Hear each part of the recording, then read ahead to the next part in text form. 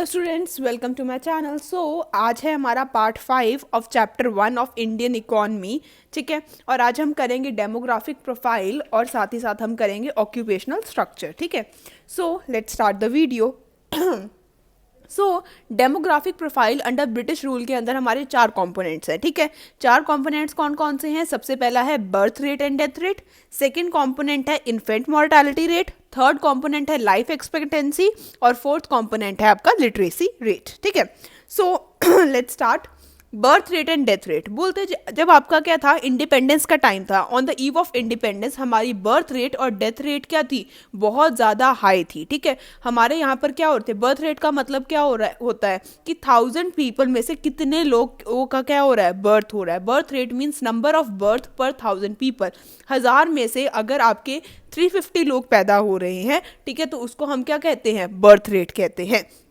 और death rate का मतलब क्या होता है, नंबर ऑफ डेथ पर 1000 पीपल। 1000 में से कितने लोगों की डेथ हो रही है उसको हम डेथ रेट कहते हैं, और 1000 में से कितने लोगों का बर्थ हो रहा है उसको हम क्या कहते हैं, बर्थ रेट कहते हैं।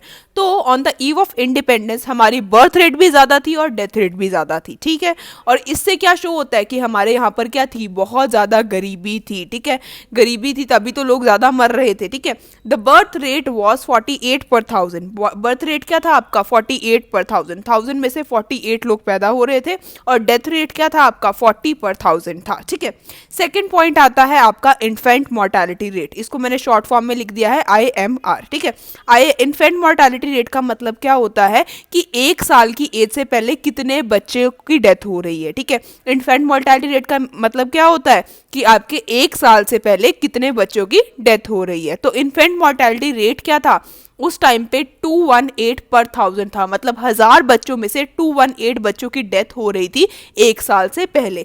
इसका मतलब क्या है कि हमारे इंडिया में क्या था, बहुत ज़्यादा पुअर हेल्थ केयर था। ठीक है, इन्फेंट मॉर्टेलिटी रेट का मतलब क्या है, रिपीट कर रही हूँ मैं, जिन बच्चों की डेथ क्या हो रही है, 1 साल से पहले हो रही है। और इसमें क्या है आपका 218 पर 1000। 1000 में से 218 बच्चों की डेथ क्या हो रही थी, 1 साल से पहले हो रही थी। और इससे क्या पता चलता है कि हमारे यहाँ पे हेल्थ केयर अच्छा नहीं था, इसलिए बच्चे 1 साल से पहले ही क्या हो जाते थे, मर जाते थे। ठीक है, नेक्स्ट आता है लाइफ एक्सपेक्टेंसी। लाइफ एक्सपेक्टेंसी का मतलब क्या होता है कि किसी बंदे की एवरेज लाइफ कितनी होगी। ठीक है, लाइफ एक्सपेक्टेंसी का मतलब क्या है कि किसी बंदे की एवरेज कितनी लाइफ होगी, वो कितने साल जिंदा रहेगा। ठीक है, it was 32 years at that time. Independence के टाइम में लाइफ एक्सपेक्टेंसी सिर्फ और सिर्फ 32 ईयर्स थी।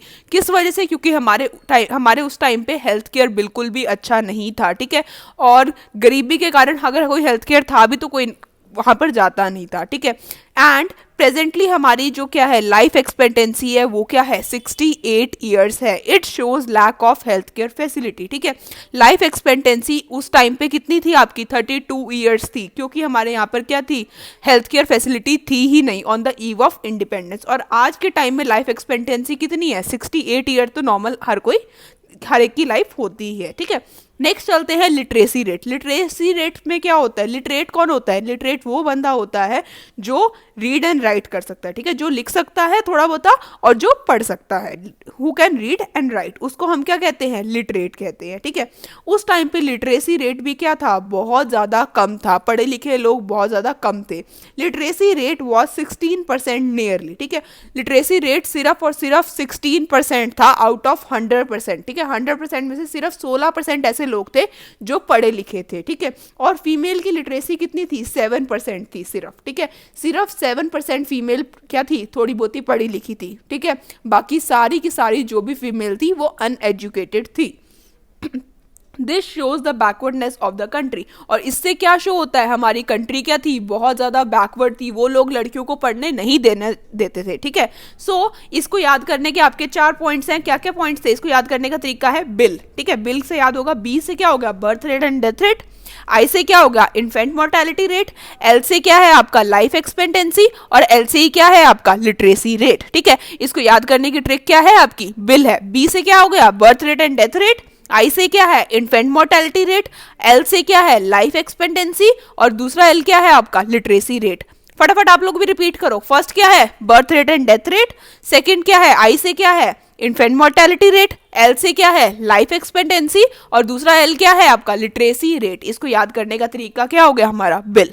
चलो आगे चलते हैं। नेक्स्ट टॉपिक है आपका occupational structure on the eve of independence. Occupational नाम से ही पता चल रहा है, मतलब ऑक्यूपेशन, ऑक्यूपेशन मतलब क्या होता है आपका काम, तो इसमें आपने क्या बताना है, काम के बारे में बताना है। ऑक्यूपेशनल स्ट्रक्चर का मतलब क्या होता है, occupational structure refers to the distribution of population across different work. आपकी जो पॉपुलेशन है वो किस किस वर्क में डिवाइडेड है उसको हम क्या कहते हैं, ऑक्यूपेशनल स्ट्रक्चर कहते हैं। ठीक है, हमारी इकोनॉमी में 3 सेक्टर होते हैं। ठीक है, पहला होता है आपका प्राइमरी सेक्टर, दूसरा होता है आपका सेकेंडरी सेक्टर और तीसरा होता है आपका टर्शरी सेक्टर। कितने सेक्टर होते हैं, 3 सेक्टर होते हैं। पहला क्या है, प्राइमरी सेक्टर, दूसरा क्या है, सेकेंडरी, और तीसरा है हमारा टर्शरी। ठीक है, प्राइमरी सेक्टर के अंदर क्या क्या चीजें आती है, प्राइमरी सेक्टर के अंदर हमारी सारी एग्रीकल्चर से रिलेटेड चीजें आएंगी। एग्रीकल्चर हो गया, फॉरेस्ट्री हो गया, प्लांटेशन हो गया, एनिमल को हस्बेंड्री हो गया। ठीक है, तो जो भी आपकी एग्रीकल्चर से रिलेटेड चीजें हैं वो किसके अंदर आती है, आपकी प्राइमरी सेक्टर के अंदर आती हैं। सेकेंडरी के अंदर क्या आती है, जो भी लोग इंडस्ट्रीज में काम कर रहे हैं, फैक्ट्रीज में काम कर रहे हैं, वो सारा किसके अंदर आ जाता है, सेकेंडरी के अंदर आ जाता है। और टर्शरी सेक्टर के अंदर क्या आता है आपका, ट्रांसपोर्टेशन हो गया, कम्युनिकेशन हो गया, बैंकिंग हो गया, मतलब जो भी आपकी सर्विसेज होती हैं वो सारी किसके अंदर आती है, टर्शरी के अंदर आती है। ट्रांसपोर्ट क्या एक सर्विस है, कम्युनिकेशन क्या है आपकी एक सर्विस है, बैंकिंग क्या है आपकी सर्विस है। तो 3 तरह के सेक्टर है। प्राइमरी के अंदर क्या आता है, एग्रीकल्चर, सेकेंडरी के अंदर आता है इंडस्ट्री, और टर्शरी के अंदर क्या आता है, सारी की सारी सर्विसेज। तो आपकी पॉपुलेशन किस तरह से डिवाइडेड थी इन तीनों वर्क में, तीनों सेक्टर में हमारी पॉपुलेशन कैसे डिवाइडेड थी। सबसे ज्यादा लोग हमारे उस टाइम पे किस सेक्टर में काम कर रहे थे, प्राइमरी सेक्टर में काम कर रहे थे। क्यों, क्योंकि वो लोग एजुकेटेड नहीं थे उस टाइम पे। हमारा लिटरेसी रेट, अभी हमने पीछे पढ़ा है, उस टाइम पे जो हमारा लिटरेसी रेट था वो सिर्फ और सिर्फ कितना था, 16% था। सिर्फ 16% ऐसे लोग थे जो पढ़े लिखे थे, बाकी सब लोग क्या थे, अनएजुकेटेड थे। इसलिए वो लोग क्या प्रेफर करते थे कि हमें फार्म्स में ही काम करना पड़ेगा, हमें एग्रीकल्चर में ही काम करना पड़ेगा। तो प्राइमरी सेक्टर में कितने लोग काम कर रहे थे, 73% लोग किस में काम कर रहे थे, प्राइमरी सेक्टर में।